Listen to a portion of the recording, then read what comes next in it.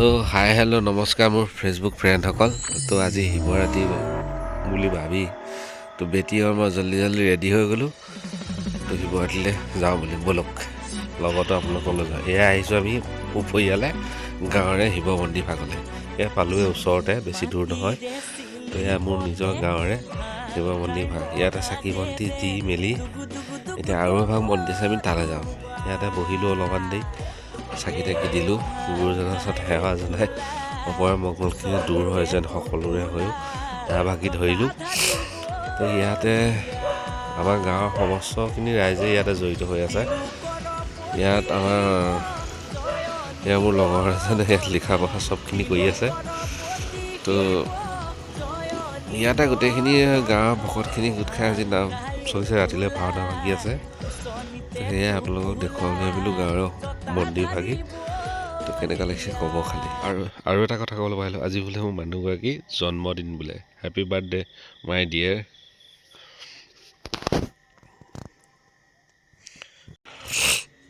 আহিব লাগে মন্দিৰলৈ সকলো। লগৰজনে কৈছে আহক সকলোৱে ধূপ জ্বলাব লাগে।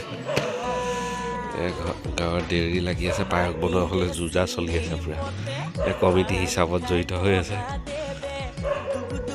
এয়াই মোৰ ৰাস্তা পৰা দেখুৱাইছোঁ, য'ত আমাৰ মন্দিৰ ভাগ আছে, ৰাতিলৈ ভাওনা আছে ইয়াত। আৰু এতিয়া ইয়াৰ পৰা বাই বাই মাগি এতিয়া আমি নেক্সট যাত্ৰা কৰিছোঁ আমাৰ গাঁৱৰ যিটো দলে আছে, একদম দ পথাৰৰ মাজত আছে। তো সেইটোলৈ বুলি ব'লক আপোনালোকক লৈ যাওঁ। এয়া আহি পালোহি, চাকি দিলোঁ, ইয়াত চাকি বন্তি জ্বলালোঁ। চাকি বন্তি জ্বলাই আপোনালোকক দেখুৱাওঁ শিৱ মন্দিৰ ভাগো ভিতৰত। সেয়া য'ত অধ্যয়ন গীতা পঢ়ি আছে। তো ইয়াতে দেখালোঁ, ইয়াতো যথেষ্টখিনি মানুহ আছে। ইয়াতো ৰাতিলৈ ভাওনা আয়োজন কৰিছে। ইয়াতো আমাৰ চব ফালৰ পৰা আহে, বনগাঁও, ঢেকীয়াখোৱা, এনেকৈ গাঁৱৰ লাষ্টতো পথাৰৰ মাজত মুকলি চাৰিওফালে দত হয় যিহেতু। তেতিয়া দিছে দত ধুনীয়াকৈ ৰভা চভা দি লৈছে। ইয়াতে ৰাতিলৈ ভাওনা ভাগো আছে। ভাওনা চাবলৈ আহোঁ নাহোঁ সিমান এটা ক'ব নোৱাৰোঁ, দেখাও বৰ ভাল নহয় যে।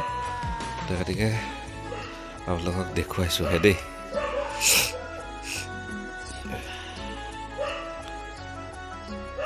ইয়াত ল'ৰাখিনি বহি আছে মন্দিৰ ভাগৰ।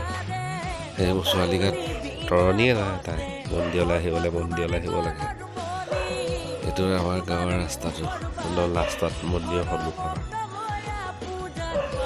আৰু এই যে ইয়াত মাৰি থৈছে বেনাৰখন, এওঁলোকৰ মাটিতে মন্দিৰ ভাগ, মাটিখন দান কৰিছে এওঁলোক।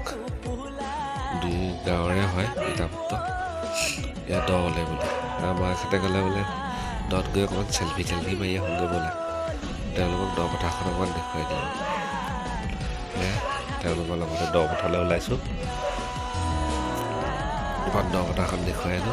মনটো বৰ ধুনীয়া, সুন্দৰ জেগা, বৰজোপা আছে, ধুনীয়া লাগে। এওঁলোক ওলাই বোলে ৰিলচ বনাবলৈ। তো ব'লা, সেয়া দেখিছেনে ৰিলচত জড়িত। খালি ৰিলচ মাইকী মানুহ ক'ৰবাত কি এটা পালে ৰিলচ বনোৱা ব্যস্ত।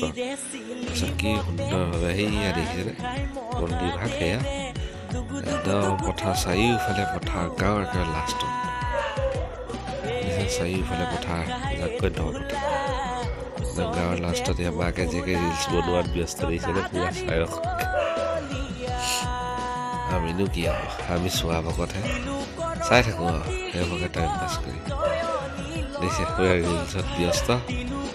মই এনেকৈ আপোনালোকক বোলো গাঁৱৰ পৰিৱেশটো অকণমান দেখুৱালোঁ। দ পথাৰখন মোৰ গাঁৱৰ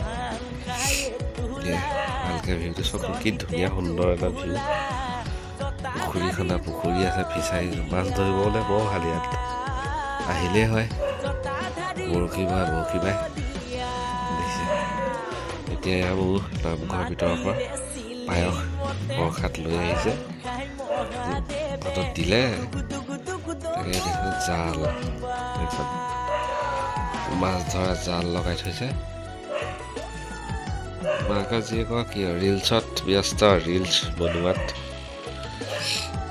সেয়াই মই আপোনালোকক পৰিৱেশটো দেখুৱালোঁ। এয়া প্ৰসাদ দিলেহি, পুৰা বিশেষ শ্ৰদ্ধাঞ্জলি মোৰ হাতত তুলি। আৰু ইয়াৰ পৰা এতিয়া বাই বাই মাগিম। এইভাগ মন্দিৰ মানে ঘৰলৈ যামগৈ বিশেষকৈ। ঘৰলৈ বুলি ওলাওঁ আৰু তো বাই বাই আজিলৈ নেক্সট এটা ভিডিঅ'লৈ নেক্সট আহি আছোঁ আজিলৈ বাই বাই